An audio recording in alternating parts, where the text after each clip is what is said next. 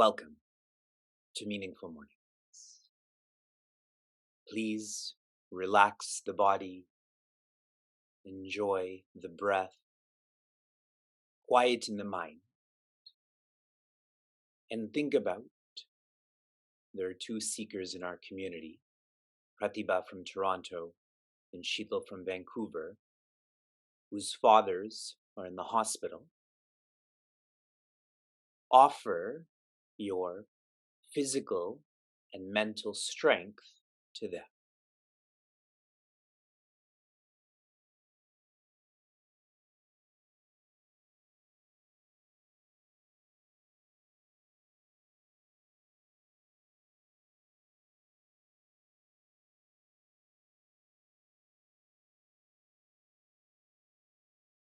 Rupam Dehi. We pray to our Divine Mother to give us her form, which is infinitely strong inside and outside. Chapter 12. The technical word is bhakti. The practical feeling is dedication. Whatever you are dedicated to, your sense of I changes into that. If I'm dedicated to athletics, then I feel I'm an athlete, etc. A sign of being dedicated is that you're rising. You feel lighter. And a beautiful word to describe this is udasina. You're sitting above what you are letting go, what you are sacrificing. I've continuously shared when we sacrifice, there's no need to make this a ritual. There's no need to announce this. As we continue to support our society, we're dedicated to this and we're sacrificing our resources, but our name is not important. Prithvi is important. Divinity is important. For those who have regrets of the past, this is a very effective way to let go of the past, is be dedicated to the present, to the future. You'll naturally let go of the past.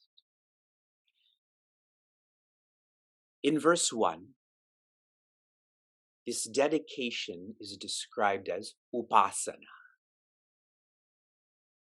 Spiritual life is when you are directing your trikarana, which means your thoughts, your words, and your actions. If I'm just thinking but my actions don't follow suit, that's not spiritual living then. That's not upasana. A more intense lateral thought from upasana is Upanishad. Upa means near. Ni means with determination. You will become what you're near to. And sad means you're going to allow destruction of the ego. Prince Arjuna is asking Shri Krishna because he cares. The upasana, should this be directed to you from chapters 1 through 9, who have a localized name and form, or you from chapters 10 and 11, where this is not a localized name and form. This is infinite. In verse 2, Sri Krishna responds, sharing, what you are directed to is less important than the faith, how you're directing yourself. The word is Shraddha. We have faith in Sri Krishna. If I change that word to Bhagwan, do we have faith in the means to Sri Krishna? Do we have faith in bhakti? Vijay Swami Tejomayananda shared a really moving revelation about the means and the end. Those who are more large-hearted, they feel that money is the means and God is the end. Money is only in their life to offer to God. Those who are more small-hearted, God is the means and money is the end. One's relationship with God, one's prayers to God is about money. Faith really orients the means and the ends. In verse 3, the implication of what is being shared, before I get into these words, Sri Krishna is encouraging us to immerse ourselves in Him. With or without a name and a form, the way we've immersed ourselves in our own name and form. I never forget I'm Vivek. I never forget that this is my knee. I have a Vivek Vasana. But by immersing myself in Sri Krishna, I develop a Krishna Vasana. More authentic and deep than my name is His name. More authentic and deep than my body is His body. What are names and pseudo forms of Sri Krishna? Akshara, that which is not subject to time. Then anirdesha, that which is not subject to space. Then avyakta, that which is not subject to matter. So in the first line, Sri Krishna is beyond time, space, and matter. The next line, sarvatraga, which means that Sri Krishna is existence. Achintya, that's pointing out awareness. Then kutastha, achala, and dhruva are all pointing out that which is beyond change. Specifically, kutastha is the bottom, achala is the middle, and dhruva is the top. If we think of roots of a tree, they don't move at the bottom so much, but the top of a tree can move a lot. So that's why this set of words is shared. And we can feel this as our pursuit of joy does not change. When we are young or middle-aged or old-aged. So the bottom line is directing us to Sri Krishna's existence awareness, joy. I know for some who are not oriented towards this, there are complexities with what is being shared. Here's a practice for you. I shared this in the Upanishad course. Every sensation in the body, every thought in the mind What is attached to that? What is built into that? Awareness. When I feel the pain in my knee, I'm aware of that. They're together. When I feel stress in my mind, I'm aware of that. They're together. That's what Sri Krishna is. Verse 3, feel this awareness. In verse 4, Sri Krishna comes to our level. He shares who he is in a more tactile way. This is an awesome verse. Samniyamyendriya gramam sarvatra samabuddhayaha te prapnuvanti mameva sarvabhuta hite rataha. See, you chanted this too by writing out joy. Yesterday in our Facebook recording, there were more than 30 comments. And this wasn't a criticism, it was joy. I'm looking for more effort from those on Instagram. There we go. Now everyone's writing joy. Shri Krishna shares sam, which means well, niyamya, disciplined, indriya gramam, all of the senses. The key word here is samniyamya. Samniyamya is when we are directing our senses rather than our senses controlling us. I'm going to share this in one word. It is to engage. Engage the senses. Okay? I'm going to build this up. This is step 1. Here's step 2.